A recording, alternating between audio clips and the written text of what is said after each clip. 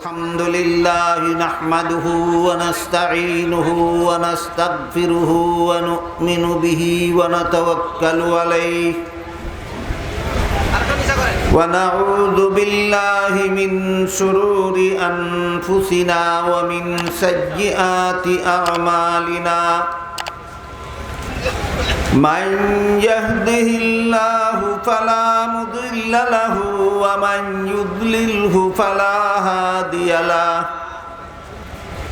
ونشهد أن لا إله إلا الله وحده لا شريك له ونشهد أن سيدنا ونبينا ومولانا محمدا عبده ورسوله صلى الله تعالى عليه وعلى آله وأصحابه وبارك وسلم أما بعد فأعوذ بالله من الشيطان الرجيم بسم الله الرحمن الرحيم لقد كان لكم في رسول الله أسوة حسنة لمن كان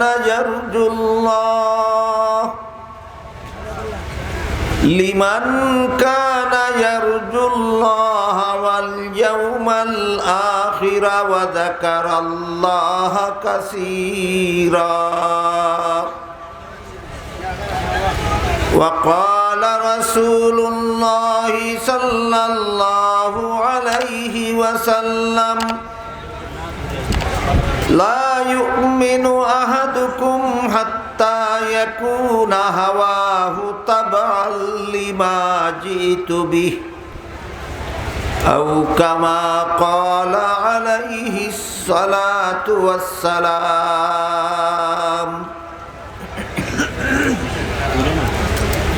শ্রদ্ধেয় সভাপতি হযরত উলামায়ে কেরাম, সম্মানিত সুধী সমাজ, দূর দূরান্ত থেকে আগত সর্বস্তরের আলোচনা করা দরকার। আর যদি আপনাদের কষ্টের দিকে লক্ষ্য করা যায় তাহলে মনে হয় সংক্ষিপ্তভাবে আলোচনা করা দরকার। আমি উভয় দিক বিবেচনায় রেখে যেন এত লম্বা না হয় যাতে আপনাদের অধৈর্যের কারণ হয়ে দাঁড়ায়, এতটুকু লম্বা করারও চেষ্টা করব না, আর এত সংক্ষেপ করারও চেষ্টা করব না যাতে আপনারা মূল বিষয় আগাগোড়া বুঝতে না পারেন। উভয় দিক বিবেচনায় রেখে আমি মোটামুটি একটা নির্ধারিত সময়ের ভিতরে আপনাদের নির্ধারিত বিষয় সিরাতুন নবী, এই বিষয়ের আলোচনা করার চেষ্টা করব ইনশাআল্লাহ। আপনারা দোয়া করবেন যেন আল্লাহ আমাকে আপনাদের বুঝাবার মতো করে বলার তৌফিক দান করেন, আর আপনারাও বুঝার মতো করে মনোযোগে শোনার চেষ্টা করবেন। আল্লাহ আমাকেও তৌফিক দান করুন, আপনাদেরও তৌফিক দান করুন। সিরাতুন নবী অর্থ আমাদের মহানবীর জীবন ইতিহাস। আল্লাহ পাক রব্বুল আলামিন মানব জাতির হেদায়েতের জন্য লক্ষাধিক নবী রাসূল পাঠিয়েছেন দুনিয়াতে। এর মধ্যে সর্বশেষ এবং সর্বশ্রেষ্ঠ নবী হলেন মুহাম্মাদুর রাসূলুল্লাহ সাল্লাল্লাহু আলাইহি ওয়াসাল্লাম। এক হাদিসে রাসূল বলেন, ইন্নাল্লাহা ফাদ্দালানি আলাল আম্বিয়া ওয়া ফাদ্দালা উম্মতি আলাল উমাম। এর অর্থ হলো, রাসূল বলেন আল্লাহ আমাকে সমস্ত নবী রাসূলগণের উপর শ্রেষ্ঠ মর্যাদা দান করেছেন, আর আমার উম্মতকে সকল নবীর উম্মতের উপর শ্রেষ্ঠ মর্যাদা দান করেছেন। আমাদের নবী হলেন সমস্ত নবীগণের চেয়ে শ্রেষ্ঠ।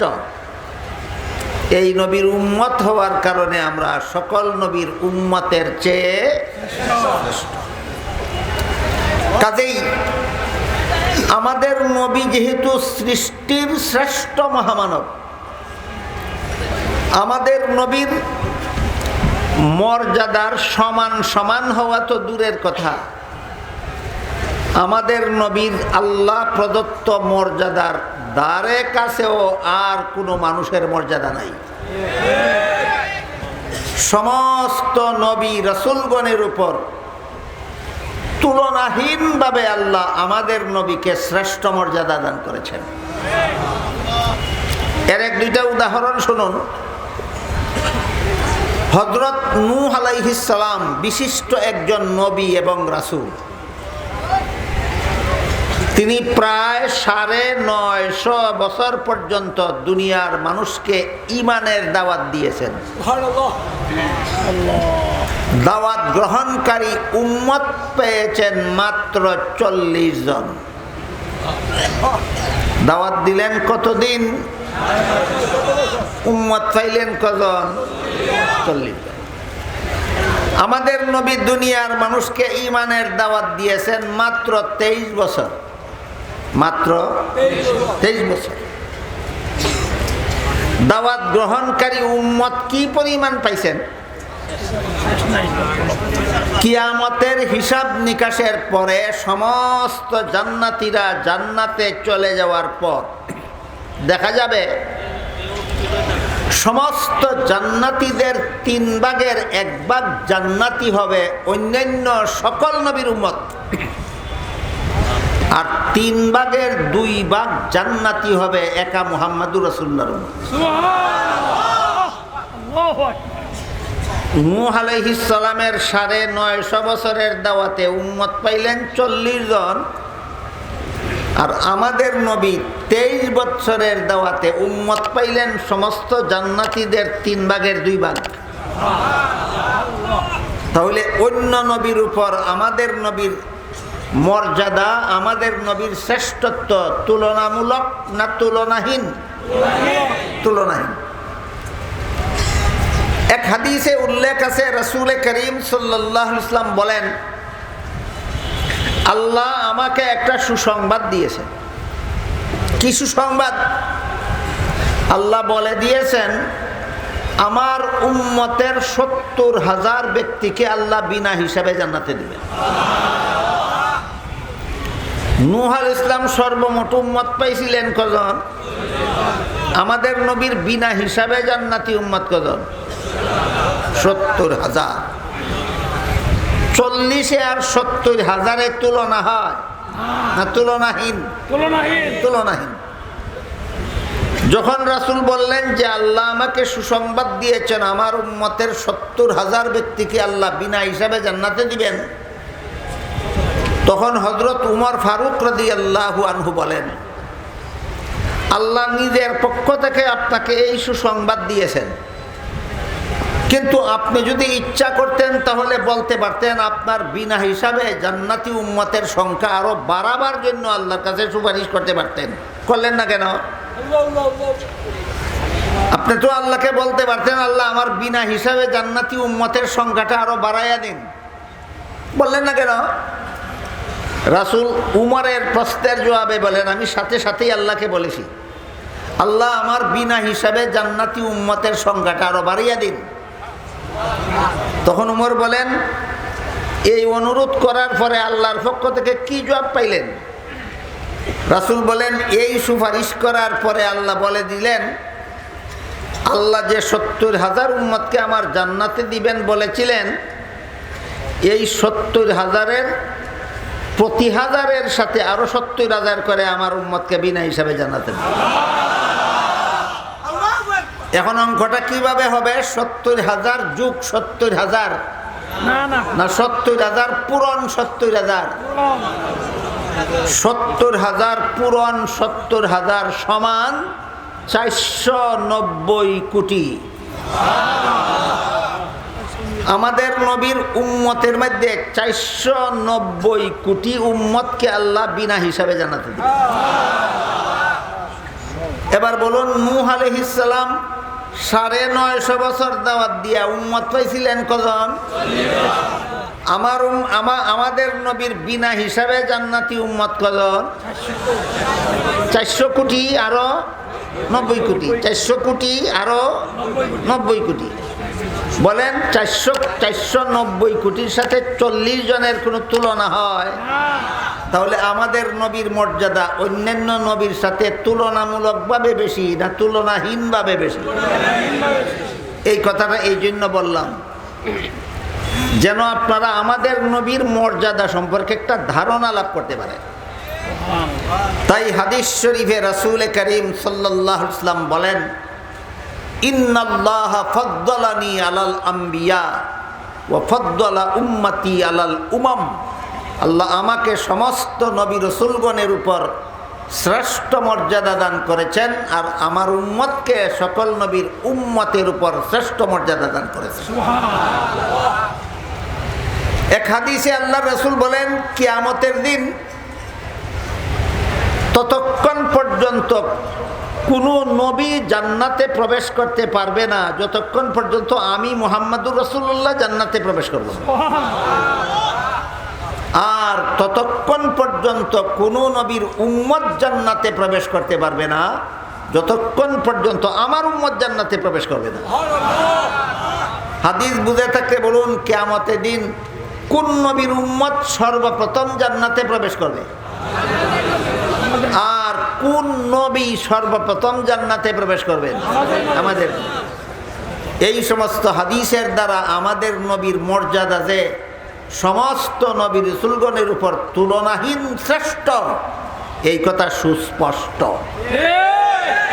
কথাগুলি এই জন্য বললাম, যেই মহামানবের মর্যাদা সৃষ্টির শ্রেষ্ঠ, 2 শব্দ মনে রাখলেই হয়। যেই মহামানবের মর্যাদা সৃষ্টির শ্রেষ্ঠ, সেই মহামানবের জীবন ইতিহাস সমস্ত জগৎবাসীর জীবন ইতিহাসের চেয়ে শ্রেষ্ঠ। সিরাতুন নবী অর্থ আমাদের নবীর জীবন ইতিহাস। এতক্ষণের কথা বুঝে থাকলে বলুন, অন্য কোনো নবীর জীবন ইতিহাস এত বড় শ্রেষ্ঠ যত বড় আমাদের নবীর জীবন ইতিহাস শ্রেষ্ঠ না? সকল নবীর জীবন ইতিহাসের চেয়ে আমাদের নবীর জীবন ইতিহাস শ্রেষ্ঠ। এই শ্রেষ্ঠত্বের একটু আভাস দিচ্ছি। আমাদের নবী মুহাম্মদুর রাসূলুল্লাহ সাল্লাল্লাহু আলাইহি ওয়াসাল্লাম 1 রবিউল আউয়াল মাসে জন্মগ্রহণ করে পৃথিবীতে শুভাগমন করেছিলেন। 63 বছর পরে আরেক রবিউল আউয়াল মাসে এই পৃথিবী থেকে বিদায় গ্রহণ করেছিলেন। 2 রবিউল আউয়ালের মধ্যবর্তী সময়কাল 63 বছর। এটা মনে রাখুন। আমাদের নবীর জন্ম 63 বছর আগে আর ওফাত 63 বছর পরে। এই জন্ম আর ওফাতের মধ্যবর্তী 63 বছরের জীবন ইতিহাস হইল আমাদের নবীর জীবন ইতিহাস। বুঝে থাকলে এবার বলুন তো, আমাদের নবীর জীবন ইতিহাসটা কত বছরের? 63 বছর। এই 63 বছরের জীবন ইতিহাসের যে কোনো মুহূর্তের যে কোনো আলোচনার দ্বারা নফল বন্দেগীর সওয়াব হয়। নবী কিভাবে জন্ম হয়েছিলেন সেই আলোচনার দ্বারাও নফল বন্দেগীর সওয়াব হয়। নবী কিভাবে খাওয়া দাওয়া করতেন তার আলোচনার দ্বারাও নফল বন্দেগীর সওয়াব হয়। নবী কিভাবে ঘুমাইতেন সে আলোচনার দ্বারাও নফল বন্দেগীর সওয়াব হয়। এমনকি নবীর পেশাবের আলোচনা করলেও নফল বন্দেগীর সওয়াব হয়। নবীর পায়খানার আলোচনা করলেও নফল বন্দেগীর সওয়াব হয়। তাহলে নবীর জীবন যেমন সৃষ্টির শ্রেষ্ঠ বলে পবিত্র, ঠিক তেমনিভাবে নবীর জীবন ইতিহাসের প্রতিটি মুহূর্ত সৃষ্টির শ্রেষ্ঠ মর্যাদার অধিকারী এবং পবিত্র। তাই আমাদের নবীর এই 63 বছরের জীবন ইতিহাস সম্পর্কে শোনা, জানা, বোঝা এবং মোটামুটিভাবে স্মরণ রাখা সমস্ত উম্মত হিসাবে সমস্ত মুসলমানের দায়িত্ব নয় কি? উম্মত হিসাবে সকল মুসলমানের দায়িত্ব। 60 বছরের জীবন ইতিহাসকে প্রধান 3 ভাগে বিভক্ত করা হয়েছে। 63 বছরের জীবন ইতিহাসের 3টি অধ্যায় আছে। এক এক অধ্যায়ের এক একটা বৈশিষ্ট্য আছে। প্রথম অধ্যায় হইল ওহী নাজিল হওয়ার পূর্ববর্তী 40 বছরের জীবন ইতিহাস। সিরাতুন নবীর এই 40 বছরের প্রথম অধ্যায়ের নাম, শিরোনাম হলো কাবলান নবুয়ত। তারপরে ওহী নাজিল শুরু হওয়ার পর থেকে মক্কা শরীফে অবস্থান করেছেন আরো 13 বছর। এই 13 বছরের দ্বিতীয় অধ্যায়ের, সিরাতুন নবীর দ্বিতীয় অধ্যায়ের নাম হলো, শিরোনাম হলো মক্কি জিন্দেগি। 13 বছর পরে মক্কা শরীফ থেকে হিজরত করে মদিনা শরীফ গিয়ে সেখানে অবস্থান করেছিলেন আরো 10 বছর। তৃতীয় অধ্যায়ের এই 10 বছরের সিরাতুন নবীর অংশকে, এর শিরোনাম হলো মাদানী জিন্দেগি। কাবলান নবুয়তের 40 বছর, মক্কি জিন্দেগির 13 বছর। 40 আর 13 53, আর মাদানী জিন্দেগির 10 বছর, 53 আর 10, এই হলো 63 বছরের জীবন ইতিহাস।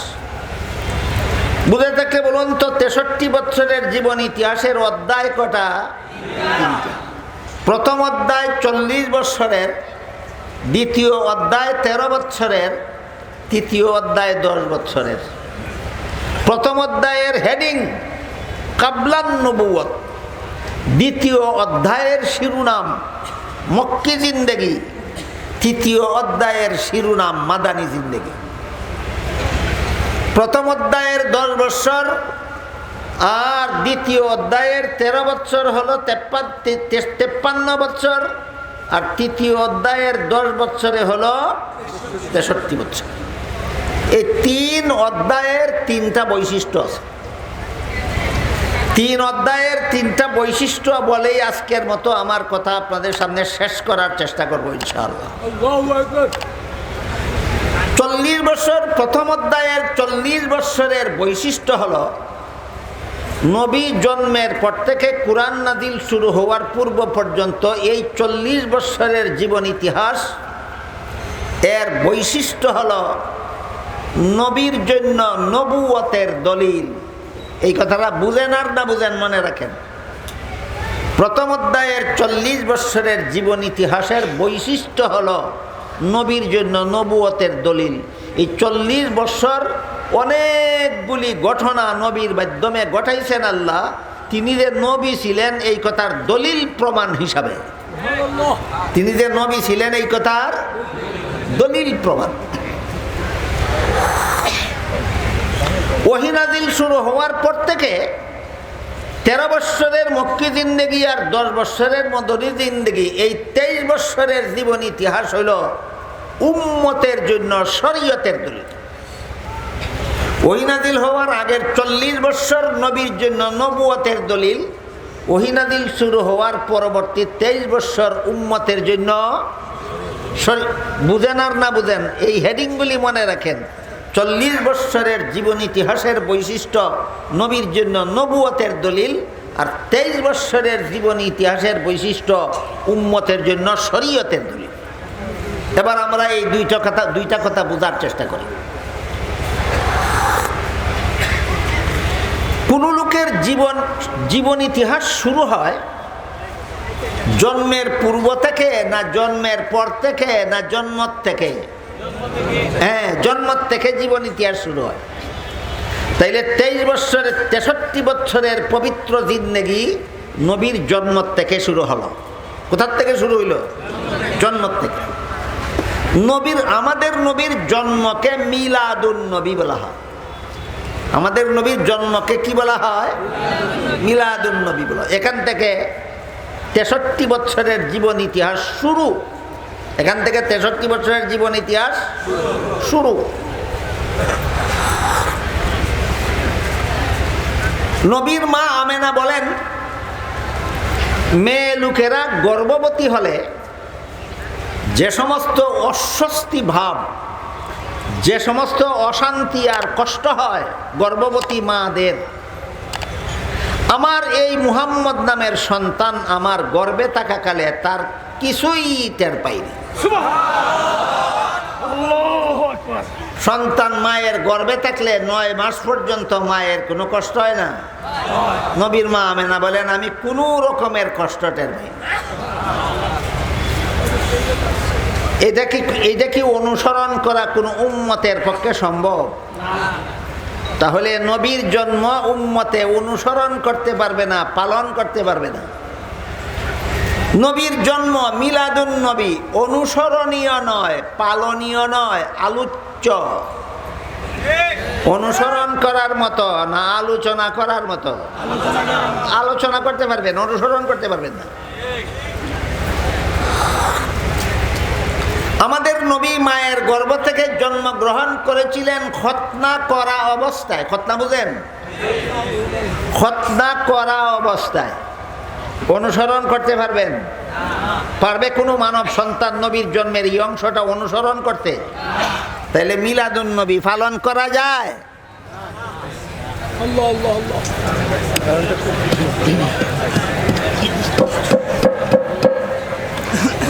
মিলাদুন নবী পালন করা যায় না আলোচনা করা যায়? আমাদের নবী মায়ের গর্ভ থেকে জন্মগ্রহণ করেছিলেন নার কাটা অবস্থায়। নার কাটা বুঝেন? অনুসরণ করতে পারবেন? তাহলে মিলাদুন নবী পালন করা যায় না আলোচনা করা যায়? আলোচনা করা যায়। আমাদের নবী যেই মুহূর্তে জন্মগ্রহণ করেছিলেন সেই মুহূর্তে কুরাইশ বংশের মূর্তি পূজারীরা বড় বড় পূজার মূর্তিদেরকে কাবাঘরের ভিতরে দাঁড় করিয়ে রেখেছিল। যেই মুহূর্তে আমাদের নবী ভূমিষ্ঠ হলেন সেই মুহূর্তে কাবাঘরের ভিতরে দাঁড় করিয়ে রাখা মূর্তিরা পর্যন্ত আল্লাহর দরবারে সেজদায় পড়ে গেল। এই কাজটাও অনুসরণ করতে পারবেন না আলোচনা করা যাবে? তাহলে মিলাদুন নবী পালন করা যায় না আলোচনা করা যায়? নবীর জন্মের বহু পূর্ব থেকে পারস্যবাসীরা আগুনের পূজা করত। যে আগুনটার পূজা করত, এই আগুনটাকে 1000 বছর পূর্ব থেকে অনির্বাণ গতিতে প্রজ্বলিত করে রেখেছিল। 1000 বছরের ভিতরে একদিনও নিপতে দিছে না পারস্যবাসীরা ওই আগুনটা, যে আগুনটার পূজা করত। কতদিন পর্যন্ত নিপতে দিছে না? যেই মুহূর্তে নবী জন্মগ্রহণ করেছিলেন সেই মুহূর্তে পারস্য দেশের 1000 বছরের প্রজ্বলিত পূজার অগ্নি নিবে ছাই হয়ে গেছিল। অনুসরণ করতে পারবেন না আলোচনা করা যাবে? তাইলে নবীর মিলাদুন নবী পালনীয় না আলোচ্য? আমাদের নবী জন্মগ্রহণ করার সাথে সাথে আল্লাহর শুকরিয়া আদায় করে দোয়া পড়েছেন। পারবেন অনুসরণ করতে? পারবে কোনো বাপের বেটা জন্ম হওয়ার সাথে সাথে দোয়া পড়তো? আমাদের নবী জন্ম হওয়ার সাথে সাথে দোয়া পড়েছেন। তাহলে মিলাদুন নবী পালন করার বিষয় না আলোচনার বিষয়? কাজেই যারা বলে মিলাদুন নবী পালন করি, মিথ্যা বলে। মিলাদুন নবী পালন করার ক্ষমতা কোনো বাপের বেটার নাই। বুঝে থাকলে বলেন মিলাদুন নবী পালন করা যায় না আলোচনা করা যায়? পেশাবের আলোচনা করলে যেমন নফল বন্দেগীর সওয়াব হয়, নবীর পায়খানার আলোচনা করলে যেভাবে নফল বন্দেগীর সওয়াব হয়, ঠিক তেমনি ভাবে মিলাদুন নবীর আলোচনার দ্বারাও নফল বন্দেগীর সওয়াব হয়। মিলাদুন নবীর আলোচনার দ্বারা আরো কতগুলি উপকারিতা আছে। আরেকটা উপকারিতা হলো, কোনো বেদিন কাফির যদি নিরপেক্ষ মন নিয়ে নবীর জন্মের কথাগুলি শুনে, তাইলে তার বিবেক তাকে নবীর ইসলাম গ্রহণ করতে বাধ্য করবে। আরেকটা উপকারিতা হলো কোনো মুমিন মুসলমান যদি মনোযোগের সাথে নবীর জন্মের ঘটনাগুলি শুনে তাহলে তার ঈমান তাজা হয়ে যাবে। তাহলে মিলাদুন নবীর আলোচনার কোনো উপকার আছে না উপকার নাই? 1 নম্বর উপকার নফল বন্দেগীর সওয়াব। 2 নম্বর উপকার বেদিন কাফিরেও যদি নিরপেক্ষ মনোযোগ দিয়া নবীর জন্মের ঘটনা শুনে তাহলে তার বিবেক তারে নবীর ইসলাম গ্রহণ করতে বাধ্য করবে। 3 নম্বর উপকারিতা হইল কোনো মুমিন মুসলমান যদি মনোযোগে নবীর জন্মের কথা শুনে তার ঈমান তাজা হবে।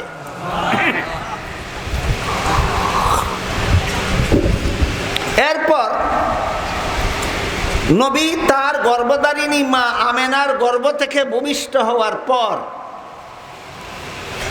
হালিমা সাদিয়া নামের একজন মহিলাকে দুধ পান করাবার দায়িত্ব দেওয়া হলো।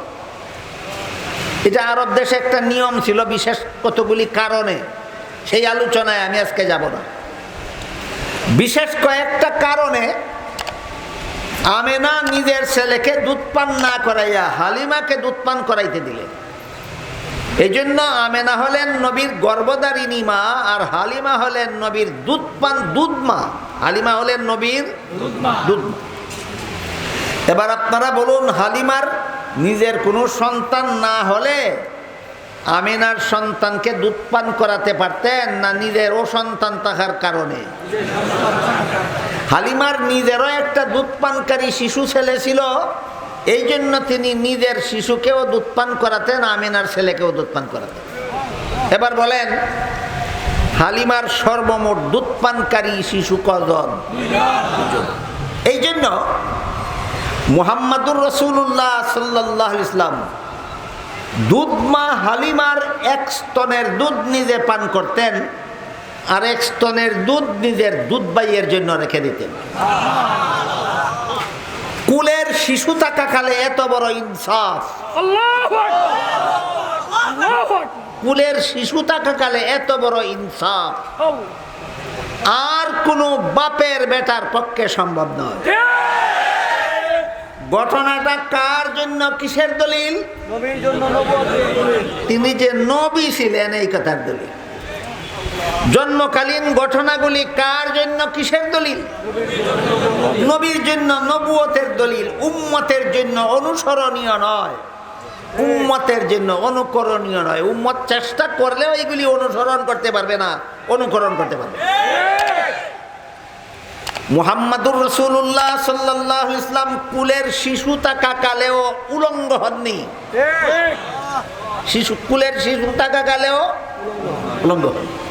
অনুসরণ করতে পারবেন? তাহলে এই ঘটনাটা কার জন্য, কিসের দলিল? নবীর জন্য, নবুয়তের দলিল। যদি উম্মতের জন্য শরীয়তের দলিল হইতো তাহলে উম্মতের কোন শিশু উলঙ্গ হইলে গুনাহগার হইতো।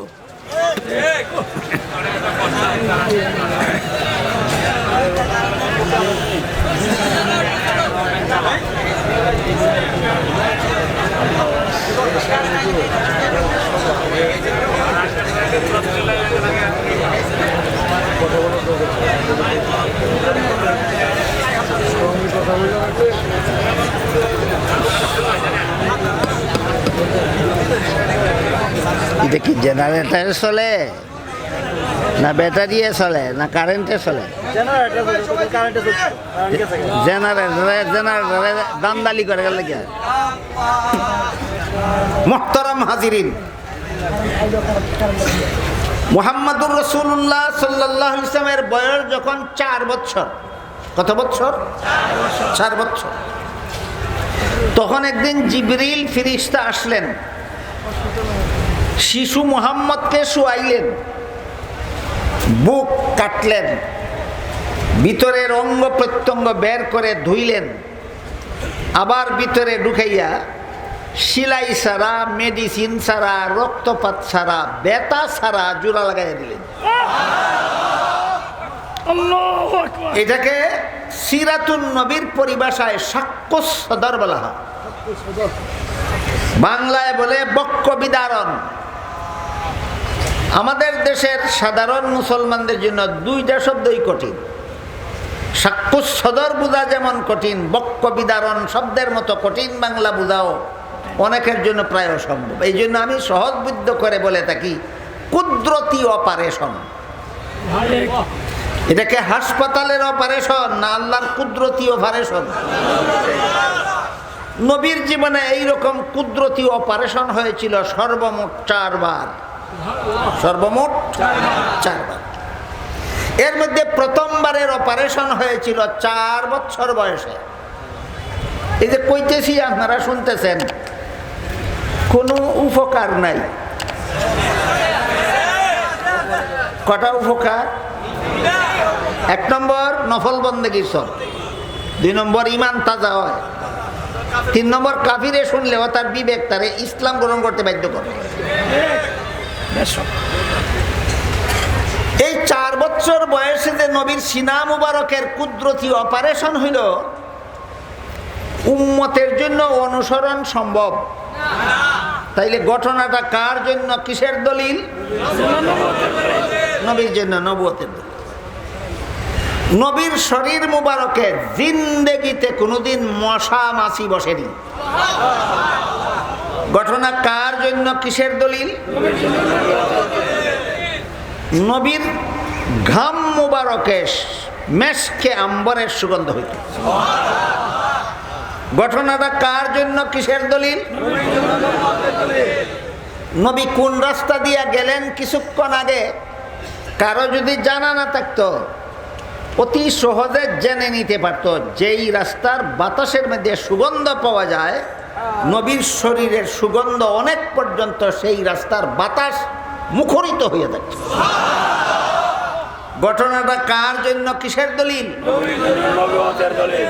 এইভাবে জন্ম থেকে নিয়ে দীর্ঘ 40 বছর পর্যন্ত আল্লাহ নবীর দ্বারা এমন অসংখ্য ঘটনা ঘটাইলেন, যেই ঘটনাগুলির প্রত্যেকটা ঘটনা প্রমাণ করে ইনি সাধারণ মানুষ না, ইনি সর্বশ্রেষ্ঠ মহামানব মুহাম্মাদুর রাসূলুল্লাহ।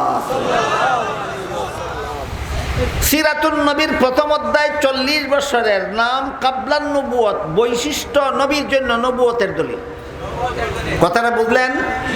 সিরাতুন নবীর প্রথম অধ্যায় 40 বছরের, নাম কাবলান নবুয়ত, বৈশিষ্ট্য নবীর জন্য নবুয়তের দলিল।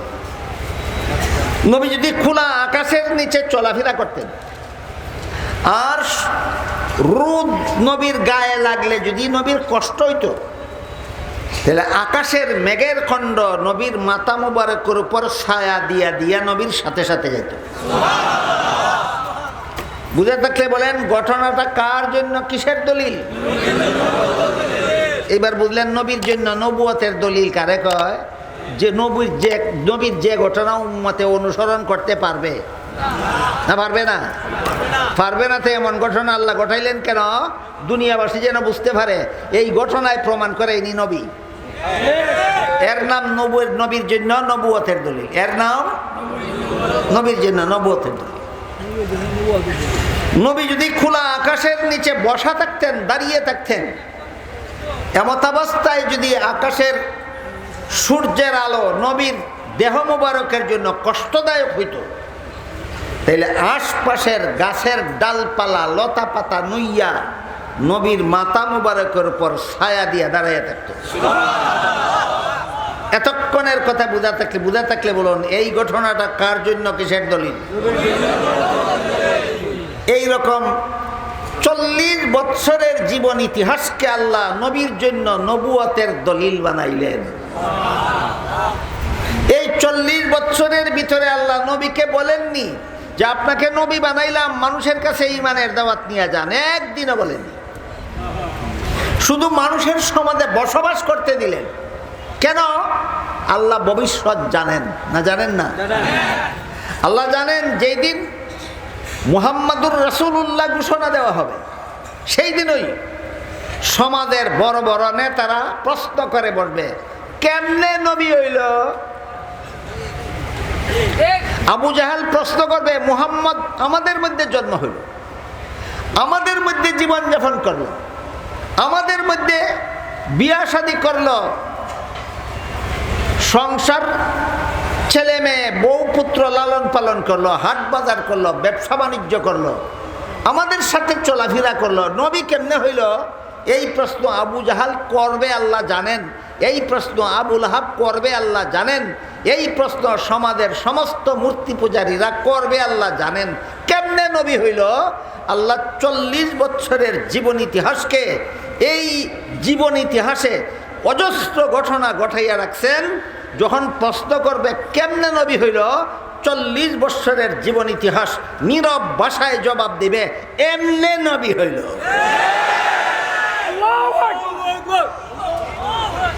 তাইলে 40 বছরের জীবন ইতিহাসকে আল্লাহ নবীর জন্য নবুয়তের দলিল বানাইয়া রাখলেন কেন? যখন নবুয়তের ঘোষণা দেওয়া হবে, বেঈমানেরা যখন জিজ্ঞাসা করবে কেমনে নবী হইল, আর কেউ নিজের মুখের ভাষায় বলতে হবে না, 40 বছরের জীবন ইতিহাস নীরব ভাষায় জবাব দেবে এমনে নবী হইল। এর নাম নবীর জন্য নবুয়তের দলিল। সিরাতুন নবীর প্রথম অধ্যায় 40 বছরের নাম কাবলান নবুয়ত, বৈশিষ্ট্য। এই কথাগুলি কি আমি আপনাদেরকে বুঝাইতে পারছি? জীবনভর মনে রাখতে পারেন? আপনি শ্রেষ্ঠ নবীর শ্রেষ্ঠ উম্মত হিসাবে, আমরা শ্রেষ্ঠ নবীর শ্রেষ্ঠ উম্মত হিসাবে প্রতিটি মুসলমানের জানা থাকা দরকার সিরাতুন নবীর পবিত্র জীবন ইতিহাসের প্রথম অধ্যায় 40 বছরের নাম কাবলান নবুয়ত, বৈশিষ্ট্য, নবীর জন্য নবুয়তের দলিল। এখানে একটা প্রশ্ন আছে, সেটা হলো নবী জীবনে প্রথম বিয়ে করেছিলেন 25 বছর বয়সে। নবী জীবনের প্রথম বিয়ে করেছিলেন 25 বছর বয়সে। আপনারা কি জানেন উম্মতের জন্য বিয়ে করা নবীর সুন্নত কিনা? বিয়ে করেছিলেন কত বছর বয়সে? তাইলে নবী 25 বছর বয়সে যে বিয়ে করলেন, এটা কি প্রথম অধ্যায়ের পরে না প্রথম অধ্যায়ের ভিতরে?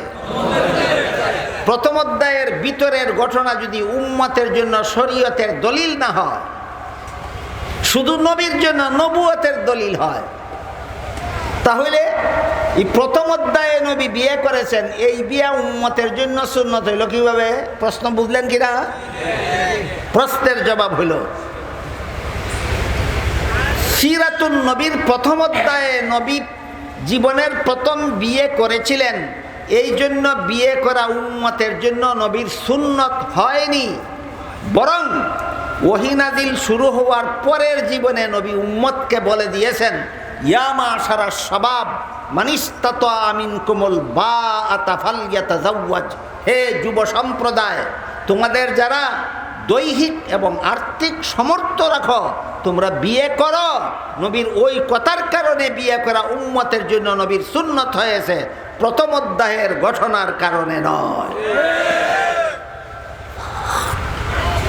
আরেক হাদিসে নবী বলেন, আন নিকাহু মিন সুন্নতি ওয়ালা রাহবানিয়্যাতা ফিল ইসলাম, বিবাহ বন্ধনে আবদ্ধ হওয়া আমি নবীর সুন্নত, বৈরাগ্য জীবনযাপন করা ইসলামে নাই।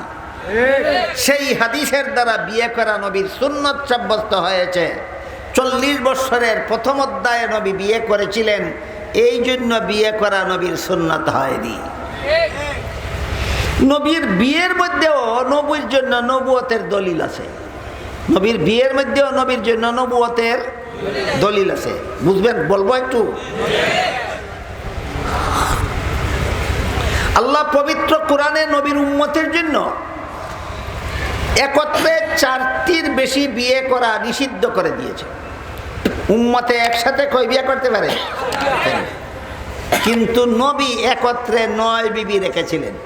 কত বিবি? 9 বিবি। এটাও উম্মতের জন্য শরীয়তের দলিল নয়, নবীর জন্য নবুয়তের দলিল। এবার বুঝি আমরা একটু কিভাবে। এক হাদিসে উল্লেখ আছে, আল্লাহ পাক রব্বুল আলামিন নবীর শরীর মুবারকে 4000 বাহাদুর পুরুষের যৌন শক্তি দান করেছিলেন। কতজন? 4,000। এবার আপনারা বলুন, একটা পুরুষ যদি 4টা বউ রাখার অধিকার রাখে, 4,000 পুরুষে কত বউ রাখার অধিকার রাখে? 16,000। যুক্তিসঙ্গতভাবে আমাদের নবী 16,000 বিবি রাখার অধিকারী ছিলেন, রাখছেন মাত্র 9 জন। 16,000 বিবি যার দরকার, তিনি মাত্র 9 জন রাখেন কেন? প্রশ্ন জাগে কিনা? এটা কি বেশি হয়ে গেল না পরিমাণ থেকে অনেক কম? কেন এমন করলেন? এই প্রশ্নের জবাব হলো, আমাদের নবী নিজের যৌবনের ক্ষুধা নিবারণের জন্য একটি বিয়েও করেননি, সবগুলি বিয়ে করেছেন একমাত্র উম্মতের স্বার্থে। নবীর বিয়ে ছিল যৌবনের ক্ষুধা নিবারণের জন্য না উম্মতের স্বার্থে? উম্মতের স্বার্থে। উম্মতের স্বার্থটা কি একটু বলবো? এক হাদিসে রাসূল বলেন, ইন্নামা আনা বুইসতু মুআল্লিমা, আল্লাহ আমাকে উম্মতের শিক্ষক বানাইয়া পাঠিয়েছে। নবী উম্মতের জন্য কি শিক্ষক? উম্মতের পুরুষের জন্য নবী শিক্ষক, উম্মতের নারীদের জন্য নবী শিক্ষক। কিন্তু নারীদের জীবনে এমন অনেকগুলি বিষয় আশয় আছে যেগুলি কোনো পুরুষ শিক্ষকের কাছে শিখতে যাওয়া লজ্জার ব্যাপার। যারা বুঝেন তো বুঝেনি, যারা বুঝেন না তাদেরকে বোঝানোর দরকারও নেই। তারপরেও যদি কারো মনে কৌতূহল বাকি থাকে যে মহিলাদের জীবনে এমন কি বিষয় আছে যা পুরুষ শিক্ষকের কাছে শিখতে যাওয়া লজ্জার ব্যাপার, যেমন ধরুন মহিলাদের মাসিকের কথা। মাসিক সম্পর্কে ইসলামের কিছু বিধিবিধান আছে কিনা? মহিলাদের মাসিকের ব্যাপারে ইসলামের কিছু বিধিবিধান আছে। সুতরাং একটা যুবতী মহিলা ভিন্ন একটা পুরুষের কাছে এই সমস্ত বিষয় শিখতে যাওয়া লজ্জার ব্যাপার নয়। কাজেই মহিলাদের জীবনে এমন অনেক কিছু বিষয় আছে যেগুলি কোনো পুরুষ উস্তাদের কাছে শিখতে যাওয়া লজ্জার ব্যাপার। তবে একজন পুরুষ আছে মহিলাদের জীবনে যার কাছে কোনো কিছু শিখতে লজ্জা নাই, তিনি হলেন একমাত্র স্বামী, একমাত্র স্বামী। তাই রাসূলের প্রয়োজন ছিল একদল মহিলাকে বিয়ে করে তিনি তাদের স্বামী হবেন। তারপর এই স্বামী রাসূল তার বিবিদেরকে মহিলা সংক্রান্ত লজ্জাজনক বিষয়গুলি শিক্ষা দিয়ে ওই বিবিগণকে উম্মতের নারীদের জন্য সহকারী শিক্ষিকা বানাবেন। এই জন্য রাসূল করিম সাল্লাল্লাহু আলাইহি ওয়াসাল্লাম 16,000 বিয়ে করেছিলেন না 9 জন? যদি যৌবনের চাহিদা নিবারণের জন্য বিয়া করতেন তাহলে কটা করতেন? করলেন না কেন? এই উদ্দেশ্যে বিয়া করেননি। 9টা করলেন কেন? উম্মতের মহিলাদের জন্য একদল সহকারী শিক্ষিকা বানাবার উদ্দেশ্যে। আর উম্মতের মহিলাদের জন্য সহকারী শিক্ষিকা হওয়ার যোগ্যতা সবচেয়ে বেশি ছিল একটা শিশু মেয়ের মধ্যে। উম্মতের মহিলাদের জন্য সহকারী শিক্ষিকা হওয়ার যোগ্যতা সবচেয়ে বেশি ছিল 6 বছরের একটা শিশুর মধ্যে। এই শিশুটার নাম ছিল আয়েশা। কত বছরের শিশু? কেমন যোগ্যতা ছিল? একদিনের ঘটনা। শিশু আয়েশা রাস্তার পাশে বসে পুতুল দিয়ে খেলা খেলতেছিলেন। ছোট ছোট ছেলে মেয়েরা রাস্তার পাশে বসে খেলাধুলা করে না? তো আয়েশা পুতুল দিয়ে খেলতেছিলেন। আয়েশার একটা ঘোড়ার পুতুল ছিল, তবে সেই ঘোড়ার পুতুলের মধ্যে পাখা লাগানো ছিল। পাখা, পাখা বুঝেন? পাখির পাখার মতো। সেই রাস্তা দিয়ে রাসূল যাচ্ছিলেন। আয়েশার বয়স কত? রাসূল যখন দেখলেন একটা শিশু মেয়ে 6 বছরের এমন একটা গুড়ার পুতুলের দ্বারা খেলে যে গুড়ার ফাঁকা আছে, তখন রাসূল কৌতুক করে শিশুকে জিজ্ঞাসা করলেন, আয়েশা, গুড়ার তো পাকা থাকে না, তোমার গুড়ার পাকা হলো কিভাবে? শিশু আয়েশা জবাব দেয়, সুলাইমান আলাইহিস সালামের ঘোড়ার যদি পাখা থাকতে পারে, আমার ঘোড়ার পাখা থাকতে পারবে না কেন?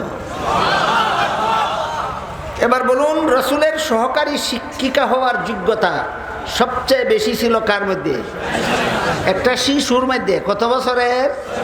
600 বছর। রসুল দেখলেন যে আমার উম্মতের মহিলাদের জন্য সহকারী শিক্ষিকা হওয়ার যোগ্যতা সবচেয়ে বেশি এই শিশুটার মধ্যে আছে। ঘটনা যখন বললেন, আয়েশা বলেন, শুনুন উমর, আপনি যে রসুলের কাছ থেকে হাদিস শিখছেন সহবাস শেষ হইলে গোসল ফরজ হয়, এটা রসুল বলেছিলেন কিছুদিনের জন্য একটা অস্থায়ী বিধান হিসাবে। সহবাস শেষ হইলে গোসল ফরজ হয়, এই কথাটা যে রসুল বলেছিলেন স্থায়ী বিধান না একটা অস্থায়ী বিধান? কিছুদিনের জন্য মেয়াদি বিধান।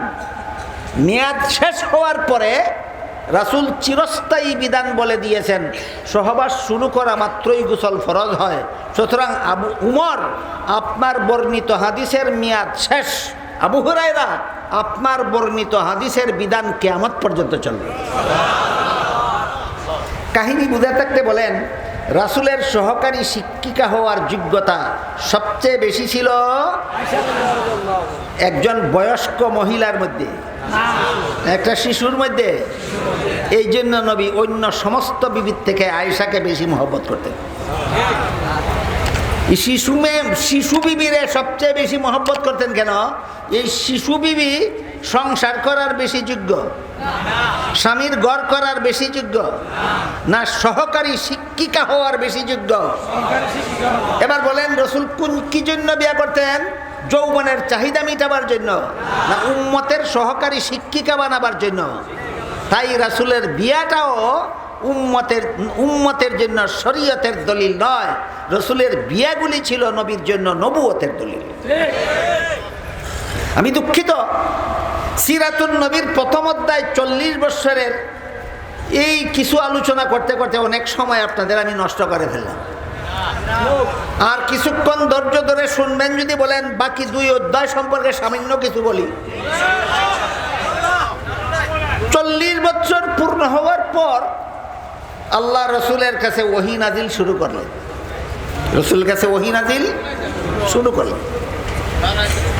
ওহী 2টা জিনিসের নাম, একটা হলো আল্লাহর কুরআন আর একটা হলো রাসূলের হাদিস। আল্লাহর কুরআনও আল্লাহর ওহী, রাসূলের হাদিসও আল্লাহর ওহী। বুঝে থাকলে বলেন, ওহী কয়টা জিনিসের নাম? একটা ওহীর নাম কুরআন আর একটা ওহীর নাম হাদিস। তাহলে ওহী তো ওহী, আবার 2 নাম হইল কেন? এটা একটা প্রশ্ন। এর কারণ হইল যে ওহীর মর্ম আল্লাহ পাঠাইছেন, শব্দও আল্লাহ ঠিক করে দিয়েছেন, এই শব্দের দ্বারা এই মর্ম বয়ান করুন, এমন ওহীকে কুরআন বলা হয়। আর যে ওহীর মধ্যে মর্মটা আল্লাহ পাঠাইছেন আর আল্লাহর পাঠানো মর্মটা রাসূল নিজের ভাষায় উম্মতকে বলে দিয়েছেন, এমন ওহীকে হাদিস বলা হয়। কাজেই কুরআন ওহী আর হাদিস ওহীর মধ্যে বেশ কম আছে নি? রসুলের কাছে সর্বপ্রথম যেদিন ওহী নাজিল হইল, জিবরিল ফিরিস্তাকে আল্লাহ পাঠাইলেন। পর্বতের গুহায় আল্লাহর রাসূল আল্লাহর ধ্যানমগ্ন ছিলেন। এমত অবস্থায় জিবরিল ফিরিস্তা নবীর কাছে এসে বললেন, ইকরা, এই প্রথম ওহী, ইকরা অর্থ পড়ুন। রসুল বলেন, মা আনা বিকারিইন, আমি পড়ুয়া নই। জিবরিল আবার বলেন, পড়ুন। রসুল বলেন, মা আনা বিকারিইন, আমি পড়ুয়া নই। জিবরিল রসুলের সাথে মুআনাকা করলেন, চাপ দিলেন, আবার বললেন, ইকরা বিসমি রাব্বিকাল্লাযী খালাক। তখন রসুল পড়া শুরু করলেন। এই ঘটনার কয়েকটা ব্যাখ্যা আছে, এর মধ্যে একটা ব্যাখ্যা আপনাদের শুনুন। জিবরিল যতক্ষণ পর্যন্ত বলেছেন পড়ুন, ততক্ষণ পর্যন্ত রাসূল পড়েননি। যখন বলেছেন সৃষ্টিকর্তা আল্লাহর নামে পড়ুন, তখন রাসূল পড়া শুরু করেছেন। কারণ যে কোনো পড়ার দ্বারা মানুষ হওয়া যায় না, একমাত্র আল্লাহর নামের পড়ার দ্বারা মানুষ হওয়া যায়। যে কোনো ফরা মানুষ গড়ার ফরা নয়, একমাত্র আল্লাহর নামের ফরা মানুষ গড়ার ফরা। আল্লাহর নাম ছাড়া যদি কেউ পড়ে ফরতে ফরতে ফরতে ফরতে যত বড় পণ্ডিত হইব তত বড় দুর্নীতিবাজ হতে বাধ্য। আল্লাহর নামের ফরা যদি কেউ সামান্য পড়ে, এই ফরায় তাকে সৃষ্টির শ্রেষ্ঠ মানব জাতিতে রূপান্তরিত করে দেয়। এর একটা উদাহরণ দিই শুনুন। আমার জীবনের একটি ঘটনা, মনে হয় আজকে থেকে 40-45 বছর আগের ঘটনা হবে। এক জায়গায় মাহফিল করে রেলে বাড়ি আসার জন্য রেল স্টেশনে গেলাম। গিয়া দেখি গাড়ি ছেড়ে দেয়, টিকিট নেওয়ার সময় নাই, বিনা টিকিটেই চললাম। রেলগাড়িতে সরকারের বেতনভোগী কর্মচারী থাকে, যারা বিনা টিকিটে যারা গাড়িতে উঠে এদেরকে টিকিট বানাইয়ে দেয় এবং ভাড়া আদায় করে। আমি তাদের কইলাম, ভাই গাড়ি ছেড়ে দিছে, আমি টিকিট নিতে পারছি না, আমার একটা টিকিট বানাইয়ে দেন, আর যা ভাড়া হয় আমার কাছ থেকে নেন। ইনি আমাকে বলেন টিকিট বানাইয়া দেওয়া যাবে না। আমি বললাম, সরকারে তোমার বেতন দেয় আমার টিকিট বানাই দেওয়ার জন্য, যাবে না কেন? উনি বলে, টিকিট বানাইয়া দিলে শুধু ভাড়া দিলে হবে না, বিনা টিকিটে রেলে চড়ার জরিমানাও দিতে হবে। আমি বললাম, ভাড়াও দেব, জরিমানাও দেব, টিকিট বানাইয়া দেব।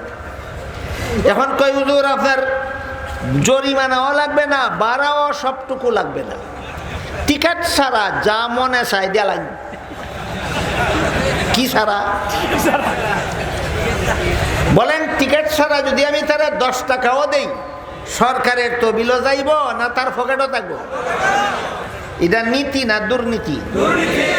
এই দুর্নীতিবাসটারে সরকারে চাকরি দিছে অশিক্ষিত হওয়ার কারণে। অশিক্ষিত না শিক্ষিত? শিক্ষিত লোকটা দুর্নীতিবাজ হইল কেন? এটা যা পড়ছে একটাও আল্লাহর নামে পড়ছে না, যা পড়ছে একটাও আল্লাহর নামে পড়ছে না। মনে রাখবেন, আল্লাহর নাম ছাড়া যে যত বেশি পড়বো তত বড় দুর্নীতিবাজ হতে বাধ্য। বাংলাদেশে আমি 45 বছর আগে একটা দুর্নীতিবাজ শিক্ষিত পাইছিলাম। বর্তমান বাংলাদেশে কোনো দুর্নীতিবাজ শিক্ষিত নাই। কেন শিক্ষিতরা দুর্নীতিবাজ কেন? ইথানে আল্লাহর নামে ভরে না, ইথানে আল্লাহর নাম ছাড়া ভরে, দুর্নীতিবাজ হতে বাধ্য। এই কারণে জিবরিল যতক্ষণ বলেছেন পড়ুন, রসুল পড়েন না কেন? আল্লাহর নাম ছাড়া পড়লেই দুর্নীতিবাজ হল। যখন বলেন আল্লাহর নামে পড়ুন, তখন রসুল পড়া শুরু করলেন। কারণ আল্লাহর নামের পড়া মানুষ বানায়, আল্লাহর নাম ছাড়া পড়া দুর্নীতিবাজ বানায়।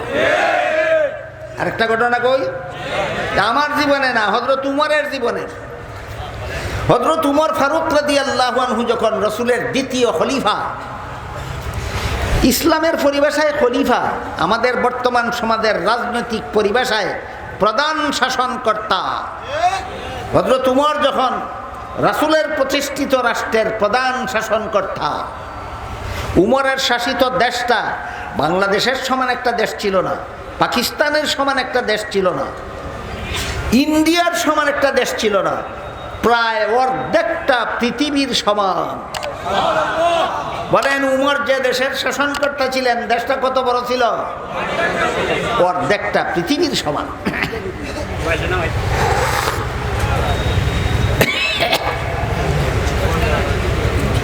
এই উমর প্রধান শাসনকর্তা মনোনীত হওয়ার পরে রাত্রে ঘোরাফেরা করে দেখতেন যে আমার দেশের কোনো নাগরিক খাদ্য পাওয়ার বাকি রইল কিনা, আমার দেশের কোনো নাগরিক নিয়ম শৃঙ্খলা লঙ্ঘন করে না মান্না চলে, এগুলি তদন্ত করতেন।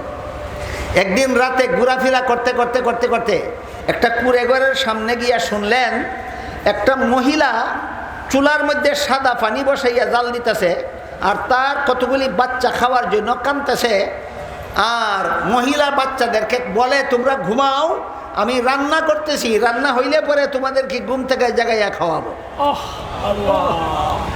খলিফা ওমর ডাক দিলেন, কে আছো ঘর? দুয়ার খুলো। একটা বিধবা মহিলা দুয়ার খুলল। জিজ্ঞাসা করলেন, তুমি কি রান্নতেছো আর তোমার বাচ্চারা কাঁদে কেন? মহিলা কয়ে, জবাব দিমু পরে। আমি শুনছি উমর প্রধান শাসনকর্তা হয়েছে। এই উমর আমার কিছুদিন হয় স্বামী মারা গেল, আমি বিধবা, আমার পরিবারে উপার্জন করার কেউ নাই, এতিম বাচ্চারা খাওয়ার জন্য কাঁদতেছে, আর মিশামিশি সাদা পানি চুলায় বসাইয়া রাঁধতেছি, জাল দিতেছি, আশায় আশায় যেন বাচ্চারা ঘুমাইয়া যায়, এই আশায় আমার মতো বিধবা মহিলার আর এতিম বাচ্চাদের পেটের বুকের খবর নিতে আসলো না খলিফা উমর। সুতরাং উমর এই দেশের খলিফা হওয়ার যোগ্য নয়, তোমার মতো মুসাফির এই দেশের খলিফা হওয়ার যোগ্য। কারে কয়, কারে কয়? চিন্না কইছে খলিফা উমর বিধবা মহিলার মুখে এই কথা শুনিয়া গুলাম সাথে নিয়ে খাদ্য গুদামে ঢুকলেন। ঢুকে কইলেন, গুলাম রে, আমার আটার বস্তা আমার ঘাড়ো তুলে দাও। অর্ধেকটা পৃথিবীর শাসনকর্তা গুলাম রে কয়, আটার বস্তা আমার ঘাড়ো তুলে দাও।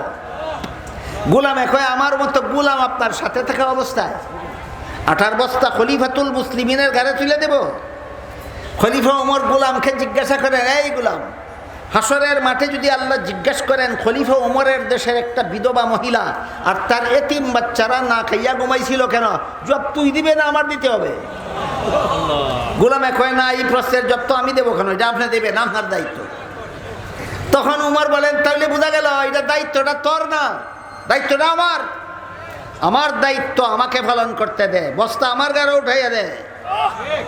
তর্কে হাইরা গেল গোলাম, না জিতল? হাইরা গেল বাধ্য হইয়া।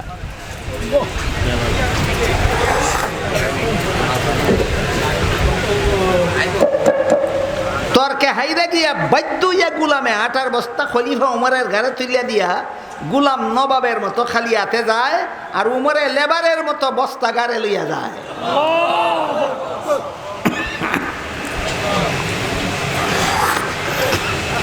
আমার দেশের একটা বিধবা মহিলা যদি না খাইয়া ঘুমায়, আমার দেশের একটা এতিম বাচ্চা যদি পেটে খিদা নিয়ে ঘুমায়, শেষ বিচারের দিন আল্লাহর কাছে কি জবাব দেব? এই অনুভূতি অন্তরে জাগ্রত হয় আল্লাহর নাম সারা পড়লে, না আল্লাহর নামের ফরা পড়লে? এই জন্য জিবরিল যতক্ষণ পর্যন্ত বলেছিলেন পড়ুন, ততক্ষণ পর্যন্ত রসুল পড়েননি। যখন বলেছেন আল্লাহর নামে পড়ুন, তখন রসুল পড়া শুরু করলেন। সিরাতুন নবীর দ্বিতীয় অধ্যায়ের প্রথম অংশ, দ্বিতীয় অধ্যায়ের প্রথম অংশ। বর্তমান দুনিয়াতে এমন কোন দেশ আসেনি যেই দেশের সরকারি কর্মকর্তারা হাজার হাজার হাজার কোটি টাকা সুরের দলে বিদেশ পাঠায় আর লাখ লাখ মানুষ না খাইয়া মরে। এরা কোন ফরাফরশীল বলুন? এরা শিক্ষিত না অশিক্ষিত? শিক্ষিত। এরা শিক্ষিত কিন্তু মানুষ নয়, জানোয়ার। যারা দেশের লক্ষ কোটি হাজার কোটি টাকা চুরি করে বিদেশ পাঠায় আর দেশের মানুষ ক্ষুধার্ত থাকে, পেটের খিদা নিয়ে কষ্ট করে, এরা অশিক্ষিত বলদ নয়, এরা শিক্ষিত জানোয়ার।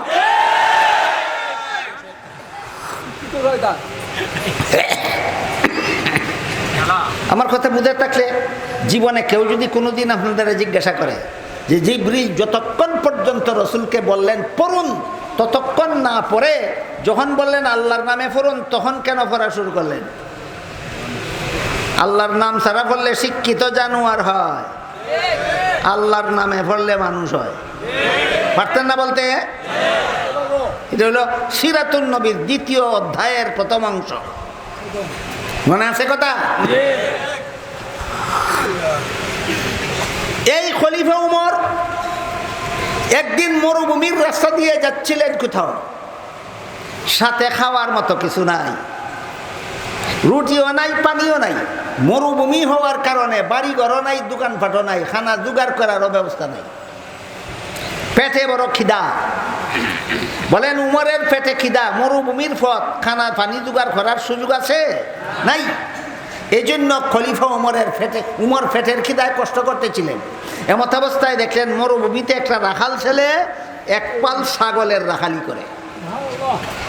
ওই রাখাল ছেলে তার পালের একটা দুধের ছাগল দুয়াইয়া দুধ পান করছে। খলিফা উমর ওই রাখাল ছেলের কাছে গিয়া বললেন, রাখাল ভাই, আরেকটা দুধের ছাগল দইয়া আমার একটু দুধ দেফান করি, আমার পেটে বড় খিদা। রাখাল ছেলে খলিফা উমরকে দেখে নাই কোনোদিন, চিনতে পারেনি সে ইনি যে খলিফা উমর। তাই রাখাল ছেলে বলে, মুসাফির ভাই বলুন, রাখাল ছেলে খলিফা উমর চিনে না মুসাফির লোকটা চিনে? বলে, মুসাফির ভাই, এই ছাগলের পালের মালিক আমি না, আমি হলাম মালিকের বেতনভোগী চাকর। মাস শেষে যে নগদ টাকা দেয় সেটাও আমার বেতন। রাখালি করার সময় পেটে খিদা লাগলে একটা দুধের ছাগল দোয়াইয়ে দুধ পান করি, সেইটাও আমার বেতন। তুমি যেহেতু আমার মালিকের বেতনভোগী চাকর না, কাজে মালিকের অনুমতি ছাড়া তোমারে আমি এক ফোঁটা দুধও দিতে পারবো না। খলিফা উমর মনে করলেন, আমার পেটের খিদা গেলে গেল, না গেলে নাই। আমার দেশের একটা অশিক্ষিত রাখাল ছেলে এত বড় আমানতদার, মালিকের অনুমতি ছাড়া মাল কেউ দেয় না, এতেই আমার আত্মাটা তুষ্ট। কিন্তু সর্বযুগেই এমন কিছু মানুষ থাকে যারা লক্ষ জনতার সামনে দাঁড়াইয়া বক্তৃতা দেয়, মজার মজার কথা বলে নবীগণের কথার মতো, আর চুরি কইরা লক্ষ কোটি টাকা বিদেশ পাচার করে সুরের মতো। এই রাখাল ছেলেও আমার সাথে এমন একটা বাটফারি করলো কিনা পরীক্ষা করতে হবে। খলিফা ওমর মনে করলেন এর পরীক্ষা করার লাগবে। তাই খলিফা ওমর পরীক্ষা করার জন্য রাখাল ছেলেকে বললেন, ঠিক আছে, তুই যদি একটা ছাগলের দুধ আমারে বিনামূল্যে না দেস, একটা দুধের ছাগল আমার কাছে উচিত মূল্যে বিক্রি কর। এবার বিনামূল্যে না উচিত মূল্যে? এতে তোর একটা উপকার হবে, আমার একটা উপকার হবে। তোর উপকার কি? মালিকে বেতন যা দেয় তো দিল, এর অতিরিক্ত তুই আমার কাছে একটা দুধের ছাগলের মূল্য অতিরিক্ত পাইলি, এটা তোর উপকার। আর আমার উপকার, এক্ষুনি আমি এই ছাগলটা কিনে নিয়ে দুধ দোহন করে পান করব, আমার পেটের খিদা যাবে, সেটা আমার উপকার। এই কথা বলার পরে রাখাল ছেলে খলিফা উমর চিনে না মুসাফির লোকটা? মুসাফির লোকটারে জিজ্ঞাসা করে, মুসাফির ভাই, তোমার কথা মতো একটা দুধের ছাগল তোমার কাছে বেচা, পয়সাটা যদি আমি বিদেশ পাঠাইয়া দিই,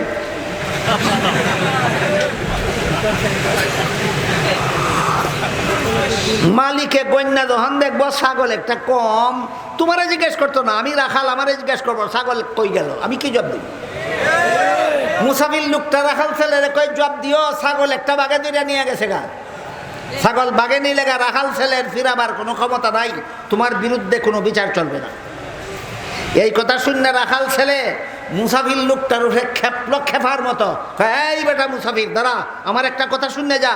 আমি যদি আমার মালিক রে কই ছাগল একটা বাগে নিয়েছে গা, 100 ভাগ বিশ্বাস করবে, আর কোনো কৈফিয়ত তলব করবে না। কিন্তু তুই বল, শেষ বিচারের দিন আল্লাহ যখন জিজ্ঞাসা করবেন ছাগলটা কি করছিলি, তখন কি করবে?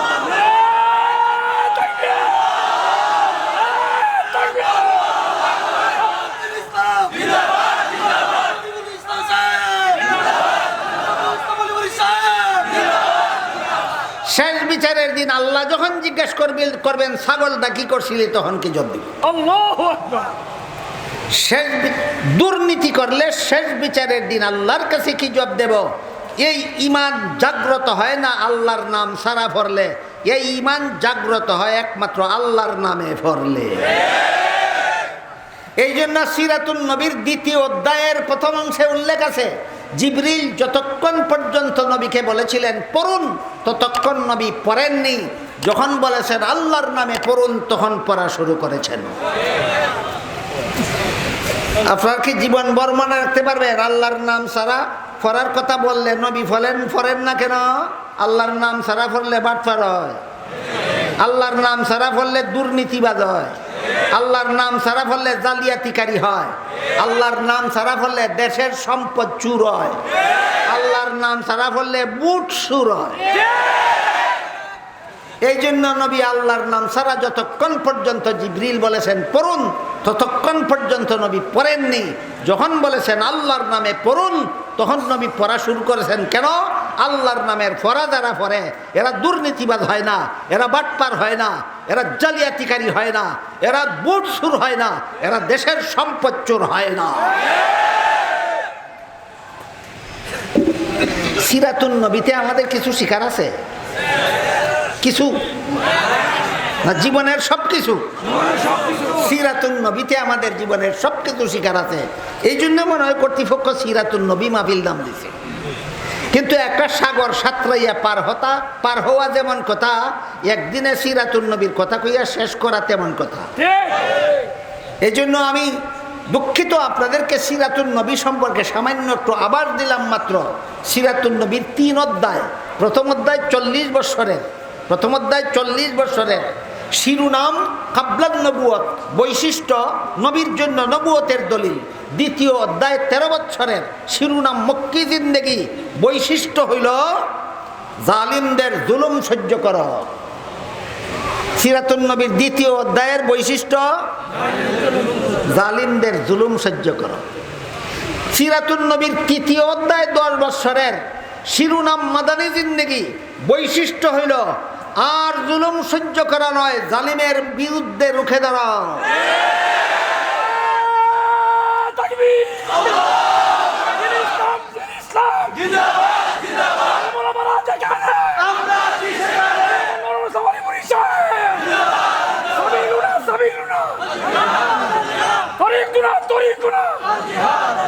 মুহতারাম হাজিরিন, আল্লাহ আপনাদের আমাদের সবাইকে সিরাতুন নবীর পবিত্র জিন্দেগির আলোতে আলোকিত হওয়ার সৌভাগ্য দান করুন। সবাই বলুন আমিন। সুবহান রাব্বিকা রাব্বিল ইজ্জাতি আম্মা ইয়াসিফুন ওয়া সালামুন আলাল মুরসালিন ওয়ালহামদুলিল্লাহি রাব্বিল আলামিন।